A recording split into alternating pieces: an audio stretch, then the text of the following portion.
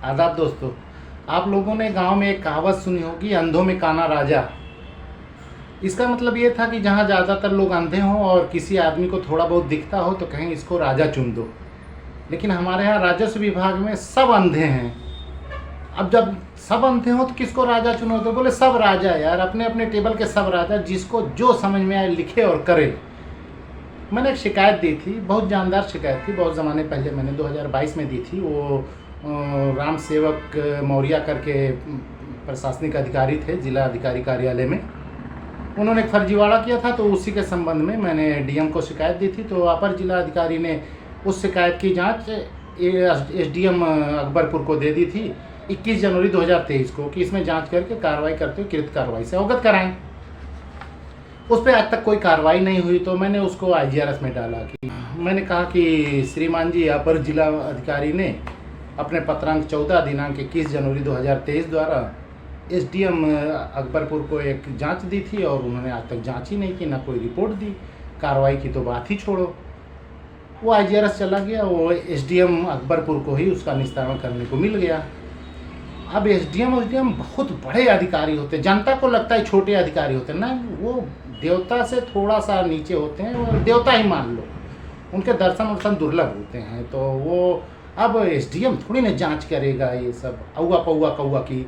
तो उन्होंने दे दिया तहसीलदार को, तहसीलदार साहब भी बड़े अधिकारी, तो उन्होंने दे दिया कानूनगो को, कानूनगो ने दे दिया लेखपाल को।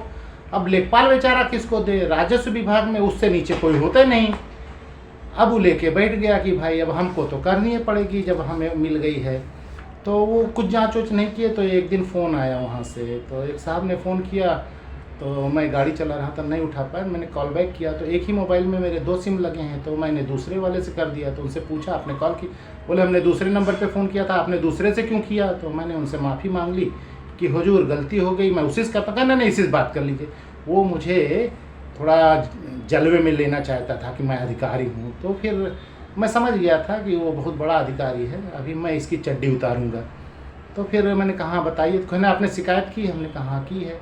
क्या शिकायत है? तो हमने कहा वो आपको कैसे पता चला हमने की? बोले हमारे पास आई है। तो मैंने कहा पढ़ लेना उसी को, मैंने क्या शिकायत की उसमें लिखा नहीं है, तो पढ़ नहीं पाता। कहना आप कैसे बात करते हैं? हमने कहा वो पहले पढ़ फिर बताओ।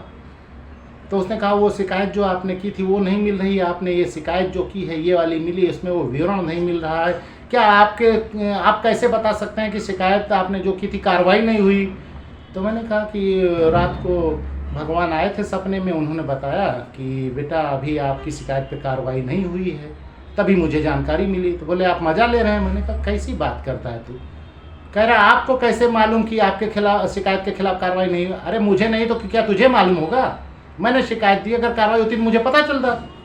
तो बोले अच्छा हाँ ठीक है सर, वो ऐसा है, आप शिकायती पत्र भेज दीजिए, हम उसकी जांच करवा लें। तो मैंने कहा ठीक है।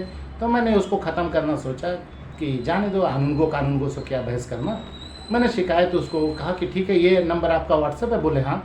मैं व्हाट्सअप करने गया तो वो नंबर व्हाट्सअप था ही नहीं। तो मैंने उससे फ़ोन किया उसको, तो बोला ठीक है दूसरा नंबर लिख लीजिए। तो मैंने कहा वो नंबर जब तेरा व्हाट्सअप नंबर नहीं था तो तूने क्यों बताया कि व्हाट्सअप है? बिला वजह मैं अपने यहाँ सेव किया हूँ उसको।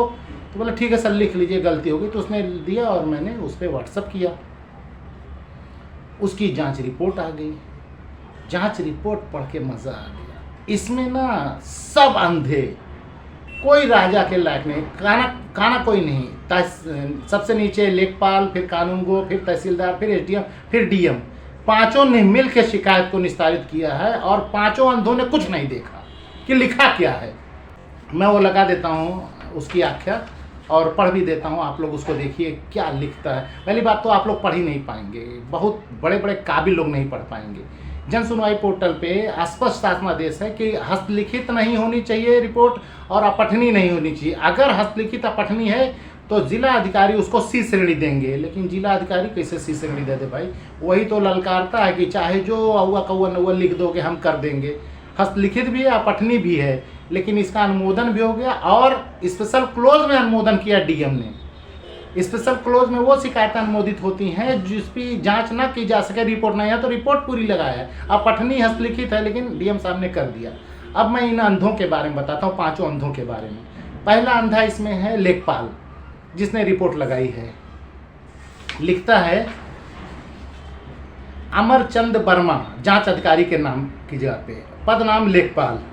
पढ़ तो नहीं पाएगा कोई, लेकिन मैं पढ़ देता हूँ। प्रकरण के संबंध में अवगत कराना है कि अपर जिला अधिकारी राजस्व अम्बेडकर नगर के कार्यालय पत्रांक 14 दिनांक 21 जनवरी 2023 के क्रम में वृक्ष आश्रम, वृद्धा आश्रम लिखना चाहिए था, लेकिन चलो, वृक्ष आश्रम में निवासरत वृद्धा जनों के संबंध में ऑनलाइन आवेदन गए निवास प्रमाण पत्र सही पाए जाने पर नियमानुसार निवास प्रमाण पत्र जारी किया जा चुका है तथा गलत पाए गए निवास प्रमाण पत्र में प्रार्थना पत्र को निरस्त किया गया है, जिसकी व्याख्या पूर्व में प्रेषित की जा चुकी है, अतः प्रार्थना पत्र निक्षेपित किए जाने योग्य है। मैंने राम सेवक मौर्य प्रशासनिक अधिकारी जिला अधिकारी कार्यालय की द्वारा किए गए भ्रष्टाचार की शिकायत दी थी। लेखपाल ने रिपोर्ट दी है किसी वृद्धा आश्रम में निवास करने वाले प्रमाण पत्र जारी करने और ना जारी करने, निरस्त करने के बारे में। अच्छा, इसने रिपोर्ट लगा दी, इसने लिख दिया हस्तलिखित, इसने अपने हस्ताक्षर कर दिया। उसके बाद कानूनगों ने उसको सत्यापित किया कि हाँ हमने पढ़ा।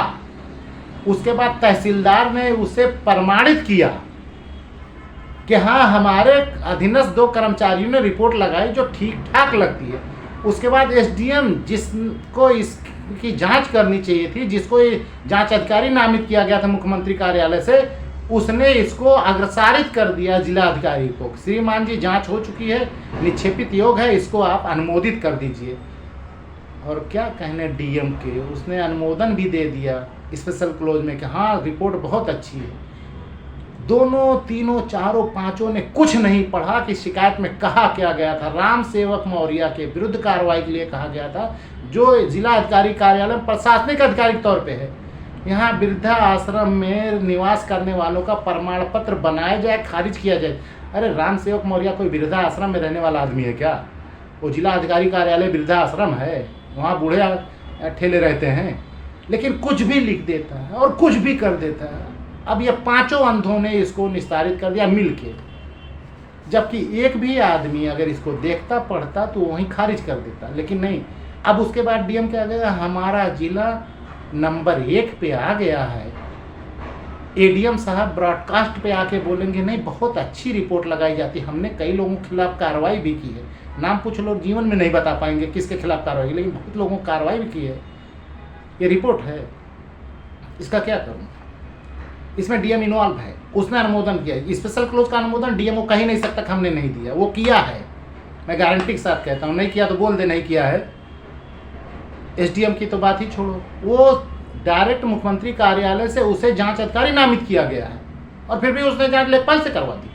वो तो अच्छा हुआ लेखपाल से नीचे नहीं कोई रहता, नहीं तो उससे करवा देता, और रिपोर्ट लगा दी, निस्तारित हो गया। अच्छा, मैं तो इसको पढ़ना जानता हूँ, मैंने देखा पढ़ा, इसके खिलाफ कार्रवाई भी करवाऊंगा। आम जनता क्या करती होगी, वो तो बेचारी लेके लौट जाती होगी। पहली बात तो पढ़ ही नहीं पाती, 4-5 गांव ले जाकर पढ़ाएगा किसी से। वृद्धा को वृक्ष लिखता है, वृक्ष को वृद्धा, पता नहीं क्या क्या लिख दिया है। और वो जब मैटर ही मेरे शिकायत से नहीं मिलता है तो मैं अंदाज से भी नहीं पढ़ सकता हूँ। कहीं राम सेवक मौर्य का नाम ही नहीं, प्रशासन का अधिकारी नाम ही नहीं, उप जिला अधिकारी द्वारा की गई कार्रवाई जांच की कोई बात ही नहीं है। लेकिन ठीक है, ये लोग ऐसे ही चला रहे हैं। अब देखेंगे, हम प्रयासरत हैं कि इन लोगों के खिलाफ कार्रवाई हो और पूरे विभाग के खिलाफ कार्रवाई हो, सामूहिक कार्रवाई हो। देखते हैं कब कामयाब होते हैं।